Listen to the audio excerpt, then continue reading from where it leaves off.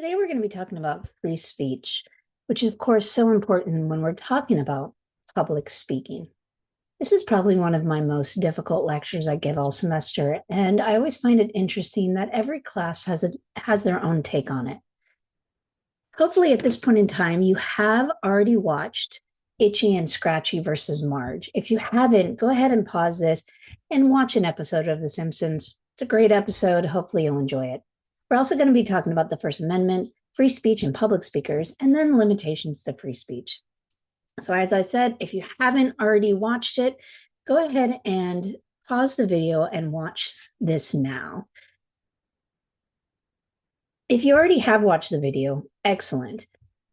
I want you to think of a couple questions. Do you think that violent cartoons like Itchy and Scratchy influence children's behavior? Why or why not? In the episode, it seems to heavily imply that it did. And this episode illustrates concerns about the impact of media violence on children's behavior. And there is some questions on whether or not violence on TV can create certainly the impression of violence in real life, but also can influence children's behavior. But to what extreme? Probably not Maggie hitting Homer with an axe or a hammer. What role should parents play in monitoring what their children watch? And more even than that, what about ourselves? At what point do we go too far as adults watching violent content? And the last question I want you to think about is it the responsibility of the creators to make media appropriate for children, or should the audience take responsibility? In a world where people are always trying to be edgy, isn't the ultimate edge to constantly push these boundaries? There is consequences of both censorship and violence in media, and it's up to us to critically assess the role of media in society and the implications of that. This episode isn't supposed to be a black and white answer. You're not supposed to come across saying, absolutely, I know what I believe. Fact of the matter is, I think they do a wonderful job in showing the nuances of this. It's true that the children went out and played more when Itchy and Scratchy was no longer fun to watch. It's true that they were more polite, at least in this world. Not saying that that's how it would work in our world. But there's a serious question on where that censorship can go too far when we saw it with the Statue of David. So, what exactly is free speech? Well, a lot of us do consider it when we're talking about the First Amendment. Congress shall make no law respecting an establishment of a religion or prohibiting the free exercise thereof, or abridging the freedom of speech or of the press, or of the right of people peaceably to assemble and to petition the government for redress of grievances. So, freedom of speech does include the right to not speak, specifically not to salute the flag, of students to wear black armbands to school to protest a war. That happened in 1969.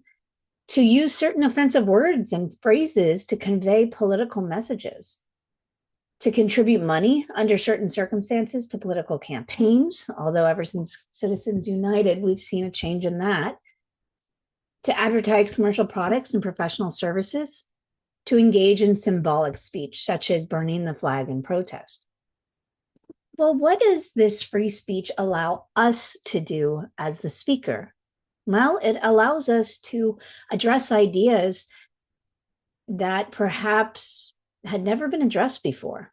At some point in time, somebody came up with this crazy idea that people of the same gender should be able to get married. At some point, people came up with this crazy idea that people of different races should be allowed to get married. At some point, people have brought up crazy ideas that women should be able to go to school or vote. And that's something that free speech allows us to do as speakers, is to put our ideas out there, to get them judged, to get feedback. And for the audience, free speech allows the audience member to hear and consider multiple points of view so we can make more informed decisions. If nobody had ever brought up the fact that, well, maybe children as young as 6 should not be used to clean chimneys, like we did see in a very Charles Dickens kind of past, maybe we'd still have that. Maybe the age of innocence, as it's known for most children growing up nowadays, that children would still be working, and school would be only a luxury for the rich. It does kind of bring up a question: must I listen to you? Well, the answer is no. Free speech allows me to not listen to a public speaker. And I think a lot of people get this mixed up sometimes. In my opinion, I'll put that out there, does that make everybody's ideas worthy to listen to? And I don't think it does. But what do you think? There are, of course, limitations to free speech. For example, in 2007, Supreme Court decision in the Morse et al. Versus Frederick case, or Bong Hits for Jesus. It doesn't allow us to make or distribute obscene materials. That's from 1957. The decision was superseded by Miller versus California later, which removed the utterly without redeeming social value of the Roth versus United States 1957 case and replaced it without serious literacy, artistic, political, or scientific value, sometimes known as SLAPP. It doesn't allow you to burn draft cards as an anti-war protest, or to publish things in a school newspaper over the objections of the school administrator. So there are some limitations on this. Now, a lot of times people do mix up this idea of freedom of speech with or the First Amendment, because there are two different things. This tweet from May 2019 suggests that President Trump may have a different understanding of free speech versus the First Amendment. Again, to remind you what the First Amendment says, it says that Congress shall not create any laws or should not abridge the right for freedom of speech. However, what President Trump is discussing here is social media platforms, which is a little different. We also see this in other places. If any of us have seen Guardians of the Galaxy, James Gunn was fired in 2018 from the second Guardian of the Galaxy's movie over offensive tweets. I don't tend to censor myself, and I don't like to censor my students, but I do like to give a little bit of a warning here. Some of his offensive tweets, I think some people in this class may find offensive. I'll let you go ahead and read those. Go ahead and pause if you'd like to get thrown.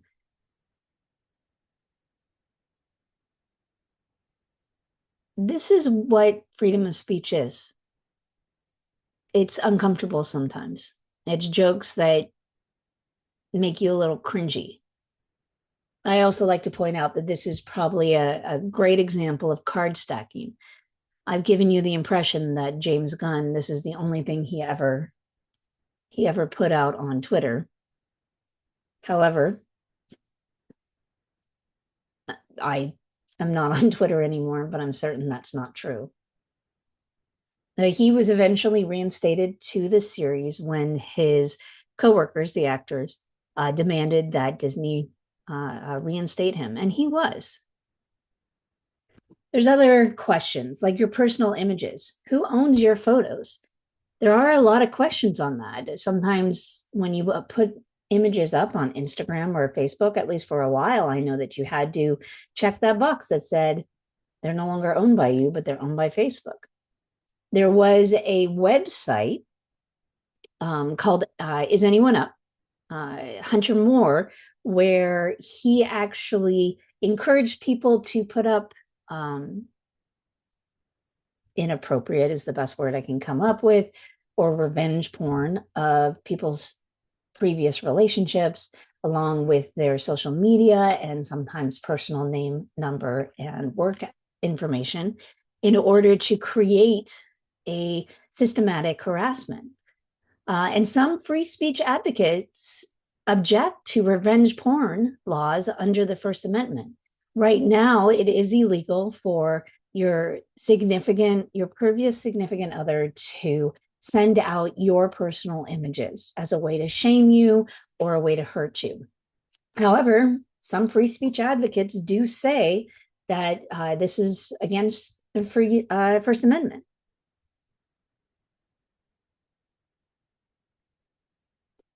So the question is, what do you think? A lot of times with these folks, with people who are objectionable online, what happens is often known as no platforming or deplatforming. And it is censorship. Now, censorship is different than the First Amendment, which is an important thing to notice. Your job can fire you for being caught on camera doing something or saying something bad. They absolutely can fire you. However, Congress often cannot arrest you unless it falls into certain areas. No platforming or deplatforming is a form of internet censorship where they tend to shut down controversial speakers by banning them, suspending them, or canceling them in general. And in fact, some of the most famous people who have been deplatformed include President Trump after the January 6th insurrection or riots, whatever you want to call it. Kanye West, he has been deplatformed from a lot of things after his latest song that he put out and some of the things that he put out on Twitter and on Instagram. He has been definitely deplatformed in a lot of different places. Some of this stuff does go to trial. Back in, I want to say this is 2020, Trump actually was told that he had to unblock people that he had blocked on Twitter because he was violating their freedom of speech. Because when you're blocked on Twitter, you cannot respond. It's interesting. I know another journalist who was bringing, I can't remember her name. I always call her Empty Green. Oh, Marjorie Taylor Greene to court for the same thing. However, the journalist was not her constituent as far as I was tracking. So I'm curious on how that court case ended up. However, Trump, when he blocked, for example, Stephen King, he actually prevented Stephen King from engaging in political conversation um, in a private setting, but Trump is not the owner. So it was kind of an interesting case. The thing is that freedom of speech is not simple. And that's why this is always one of my tougher conversations. At the end of the day, we're constantly discussing it. And with the internet, it's even becoming more particular. We all know what deepfakes are, and we know what deepfakes can lead to fake porn. But if it's not your image, are you really being hurt? Even if if it is your image, are you really being hurt if it's not actually you?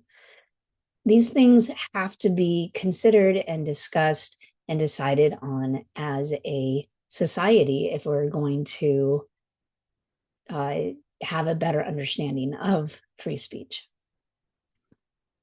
Reach out if you have any questions.